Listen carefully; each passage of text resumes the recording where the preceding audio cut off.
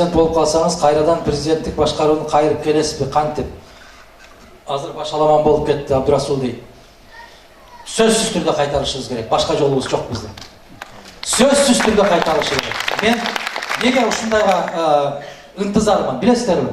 Биздин ата-бабаларыбыз айтып өткөн. Койчусу көп болсо кой ара барат деп. Бизде азыр 120 койчу бар. Андай десе тынар менен борончу эмне кылды көрдүңөр. Көп суур ийин казбайт, ийин казса терең казбайт дейт. Көпчүлүк эч кимсе эч нерсеге жооп бербейт. Бардыгынын бийлиги бар, бирок эч кимдин жоопкерчилиги жок. Бир киши жоопкерчиликти мойнуна алыш керек. Карап көрүңүздөр. Исхак Разаков 35 жашында Кыргызстанга жетекчи болуп келген экен. 35 жашында. Не деген чарбага келди? 45-жылы келди. Согуш бүтүп бардыгы алсырап турган мезгилде келди. 16 жыл жетекчилик башкарды. 5 жыл өкмөттү башкарды. 11 жыл республиканы башкарды. Бүтүндөй жогорку окуу жайлар ачылды. Кинотеатрлар ачылды. Академия ачылды. Институт, университеттер ачылды. Карагылачы, согуштан кийин 11 жылдын ичинде Кыргызстан не деген деңгээлге жетти? 25 жылдан бери тынч дүйнөдө Кыргызстан не деген деңгээлге түшүп кетти. Жеке инсандан көз каранды. Дагы бир жолу айтам, урматтуу туугандар, туура түшүнүңүздөр. Менби, башкабы, 3-чү, 4-чү кишиби карап көрүңүздөр. Биз мына абаларыбыз базарга барганда небересине энчилеп бере турган токту алам деп, ошол токтуну жок дегенде 3 саат кыдырат базарда. Тандайт, торпок тандайт, улак тандайт, тай тандайт, барып тиштеринен бери ачып көрөт. Президент тандаганда тандабайт да. Малды тандайт, адамды тандабайт. Макулсуздарбы? Айланайын, анчы ал бул дегениң менен bir 5 жылдык, 10 жылдык мамлекеттин келечегин тандап атасың го. Катуу тийсе кечирип койгула. Эмне үчүн ушундай деген суроосуна мен журналистке айттым. Малды акыл менен тандайбыз биз. Адамды ашказан менен тандайбыз деп. Айырмасы ушул эле. Келгиле акылга өтөлү. Мама Салиева Алтынбектен дейт. Биз сизди колдоп келгенбиз, ий колдойбуз дейт. Рахмат. Бул шайлоо үмүт кылабыз. Элдин тандоосу болот деп сизди колдоп. Бирок голосуңузду коргойсуз. Эң чоң түйшүк дейт. Азыркы бийликтен кантип голосуңузду коргойсуз дейт. Жыйнаган добуштарыңызды деген сөздө туурабы? Мен жалгызмын. Кыргызстанда 2300дөн ашык шайлоо тилкеси бар. 2300 шайлоо тилкесине кантип барып көзөмөл жүргүзүп тургандар? Кантип? Эгер ошол 2300 шайлоо тилкесинде ар бир мамлекет үчүн күйгөн азамат ошол жерде туруп берсе, мен үчүн эмес. Өзү үчүн. Өзүнүн келечеги үчүн, өзүнүн мамлекети үчүн. Ошондо корголот. А жеке инсан коргой албайт. Бүгүн Кыргызстанга Сталин тирилип келсе дагы коргой албайт. Ишенип коюңуздар, себеп бардыгыбыз өзүбүз аракет кылышыбыз керек. Чогуу. Ассаламу алейкум. Эгер президент болуп калсаңыз, Памирдеги кыргыз элимди алып келесизби дейт. Кыргызстандагы кыргыздарды батыра албай атабыз, Памирден каяктан айланайын азыр.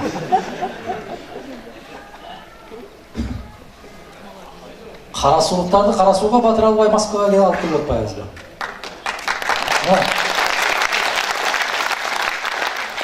Бул тамаша сөз. Кыргыздын жыты чыккан, кыргыздын маңдайынан тер аккандын бардыгы өз мекенинде жашаганы жакшы болот, Кудай кааласа. Бул күндөрдө жетебиз, бул күндөрдө келет, Кудай кааласа. Мен барып көрүп келгенмин. Түркиядагы кыргыздарды да барып көрүп келдим. Кеткиси келет, келгиси келет, бирок кайда? Кантип көчүрүп келебиз?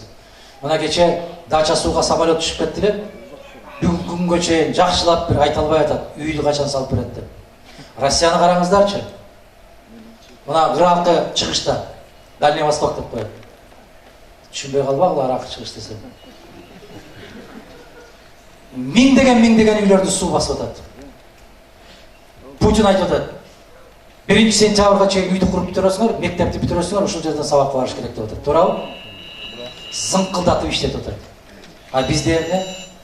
Кудай кааласа болот. 10 жылдан кийин болот. Качан болот?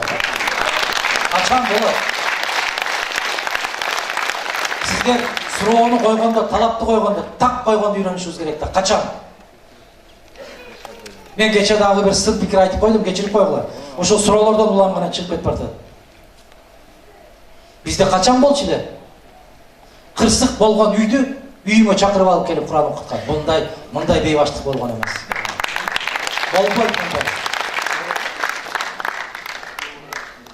Италияда бир автобус кулап кетсе, көңүл айтат. Тааныйбы сен ошол жерде? Же күтүп атабы?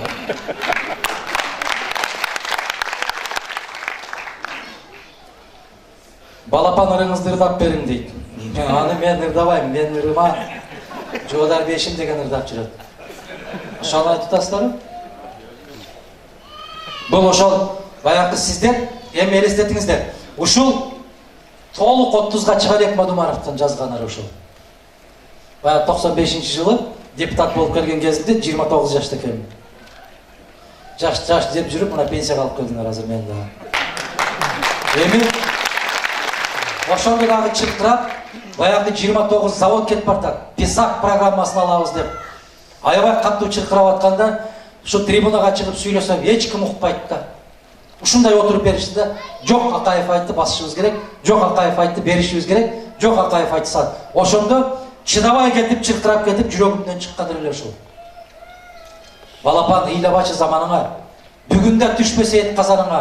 Сен эмес ата-энеңдин башы катты. Боору жок бу турмуштун азабына. Ыйлаба, айланайын жаш канатым. Көптөгөн азап чеккен кыргыз атың. Түшүнөм айткан менен жеңил болбос. Колуңда турбаган соң майлуу наның.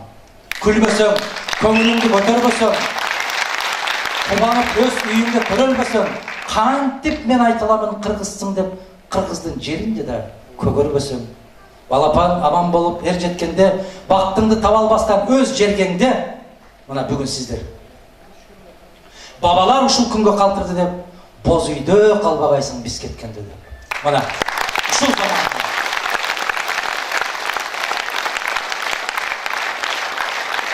Мына айтып атканым, кантип мен айта аламын кыргызсың деп, кыргыздын жеринде да көгөрбөсөң деген мына жерде отурганыңыздардын баарыңыздар атаң, энең, чоң энең, чоң атаң, таята тейнеңдин колтугунда олтурсаң болот эле айланайын кыргызым. Эненин мээримине толуп, эненин мээримине тоюп ишенип коюңуздар. Мен мына атам денемди жоготкондон кийин көбүрөөк ушуну байкап, көбүрөөк сезип баштадым. Ар бир өткөргөн күнүм, энеңдин алдында өткөргөн күнүм бул керемет. Атаң менен энеңдин алдында өткөргөн. Бул керемет го. Мына ошону мээрине тойбой, алар ата-энелер баласынын, кызынын, небересинин мээрине тойбой, алар ал жакта зар какшайт, бул жакта биз зар какшайбыз. Ушул күнгө алып келгендерге ким күнөөкөр болгон болсо, Пайгамбарыбыз саллаллаху алейхи ва саллям айткан экен, мен каргаш үчүн эмес, алкаш үчүн келгенмин деп. Мен да каргабай, жаман сөз айтпайм, бирок ар бир киши пейилинен тапсын деп коеюн.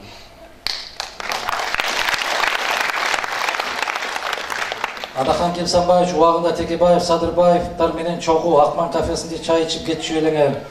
Эми эки бөлөк болуп жүрөсүздөр.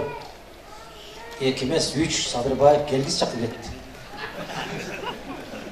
Текебаев менен эки бөлөк болуп эмес, бизди өзүнчө эле бөлө берет. Туура, саясий көз карашыбыз такыр башка. Ал парламенттик деп безилдейт. Азыркы күнгө алып келген үчүн конституция. Biz birbirimiz менен саясий жактан тап-такыр кошула албайбыз. Бирок адамгерчилик деген саясаттан жогору туруш керек да. Саясаттан көз карашыбыз бирге келбейт деп эле сөзсүз тумшуктанары бир коюп турушубуз керекпи? Жок. Улуу инсандардын улуулугу ушунда турат. Көз карашы башка болсо дагы, ошол адамдын инсан экенин сыйлай билген адамдар болот. Мана Текебаевка кече Фарид Ниязов аябай каттуу каршы чыкты эле. Мен айттым го, Фарид ким бул? Текебаевдин деңгээлине жетиш үчүн Фаридке 5 диплом аздык кылат dedi. Эми кишинин жакшы жагын да көрүшүбүз керек. Егер экөөңүздөр бириксең, бул жагында турбай гап.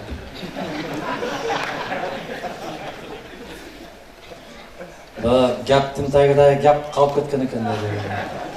Бириксеңиздер, азыркы бийликти жеңетелеңиздер. Егер президент болсоңуз, биринчи жумушсуздукту эмнеден баштап, жумушуңузду эмнеден баштар элеңиз. Үчөөңөрдүн кимиңер бара турган болгуңар, Кудай кааласа, аны чечебиз, чечкенде айтабыз. Ким менен болсо дагы айттым мен сиздерге, туура айтасыздар, боюңуз туура. Сизге суроо, Россия гражданство алган адамдар Кыргызстанда өзүнүн жери үйүнө кожоюн боло алышабы? Жана үй алса келечеги кандай болот дейт? Керемет болот. Жакшы болот. Азыр кризис болуп, Бишкекте үйлөр сатылбай турат. Кимиңиздер да тыйыныңыздар болсо барып алыңыздар. Мына Россиянын жарандыгын алган адамдар Кыргызстанда эмне болот дейт? Кыргызстанда кожоюн болот. Кыргызстандын, кыргыз жигиттердин, кыздардын дүйнөнүн кайсы жеринде жүрбөсүн, Кыргызстандын кожоюну сиздерсиздер.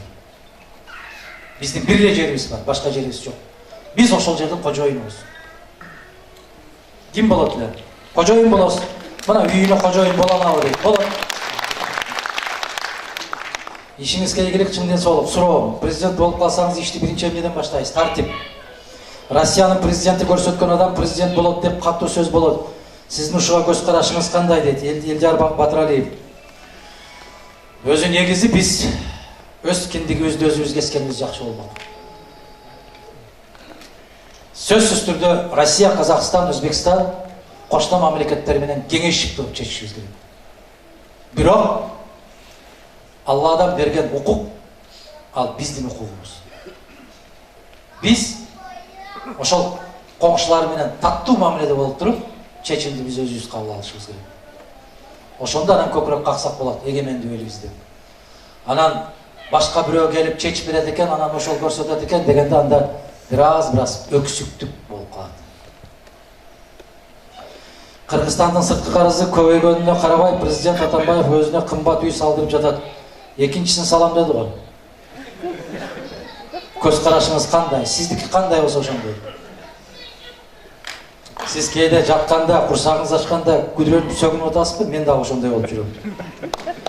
Кудай буйруп президент болуп калсаңыз, азыркы уурдап жаткандарды жазалай аласызбы дейт. Эгер ар бир ыймансыз, мыйзамсыз алган нерселерди кайра кайтарып алуу, жазалоо болсо, бул каттуу жазалануу. Булай ишенип коюңуздар. Эгер сиз президент болуп калсаңыз, Россиянын законундай кыргыз энелерге материнский капитал бюджеттен бөлүп берсеңиз, жаш энелер, апалар Россиялап мекенибизде наристелердин бооруна басып, өз үйүндө болот беле деп 3 суроо коюп коюптур.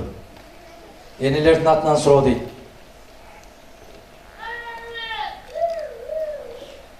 Мен депутат болуп турганда, социалдык комитеттин төрагасы болуп турганда, биринчи 10 бала төрөгөндөр Баатыр эне болот эле. Ошону 9га түшүргөн. Ачып караңыздар, интернетке кирсеңиздер эле бардыгы түшүнүктүү болот. Эч ким эч качан калп айта албайт. 9га түшүрдүм. Кийин төрага болуп калганында кыска мөөнөттө 7 бала төрөсө Баатыр болот деп киргиздим. Ал мыйзамда Модумаровдун мыйзамы. Ошол эмне үчүн ушундай болду? Себеп бүгүнкү күндө 7 бала төрөгөн эмес, 5 бала төрөгөн эненин бутун өбүш керек. Таманын өбүш керек ошол. Биз заман жаман, заман тартыш, оор болуп атат деп, демократия деп төрөбөй коюп, бир коркунуч бар. Бая балапан деген ырды жаздым эле. Бир коркунуч бар. Биз өз жеркебизде азчылык болуп калыш коркунучубуз бар. Демократия деп жүрүп. Азыр келиндерге айтсам, демократия дейт. Кааласам төрөйм, каалабасам жок дейт. А егер аны кичине какыс-кокус кылып койгон болсоң, Төрөйкан Исмаилова чыгат, Азиз Абдурасулов экөө. Эне укугун коргойбуз деп. Анан мамлекет. Анан ар жактан Турсунбек кошулат. Чам тополоң түштү да жатты да. 1000 жолу бушайман жейсиң да, эмнеге айттым экен ушу сөздү. Ан мамлекет болбой кое калды дейсиң ата. Энелердин капиталы, эң чоң капитал эне үчүн. Өз үйүндө өз баласын бооруна кысып олтуруш. өзүнүн күйөөсү келе атса, ошонун чайын дайындап, ошонун көңүлүнө карап отуруш. Биз, урматтуу туугандар, биз себепчи болуп атабыз. Себеп үйдөн уруксаты жок чыккан аял аябай чоң күнөөгө батат. А биз эркектер эмне кылып атабыз? Ошого түртүп атабыз. Биз да күнөөкөр болуп атабыз. Андай дейин десең, үйүндө наны барлар дагы көчөгө уруксатсыз кетет. Керек болса сен уруксат сурап чыгасың. Телефонуң шыңгыр дегенде жүрөгүң кошо кармайсың.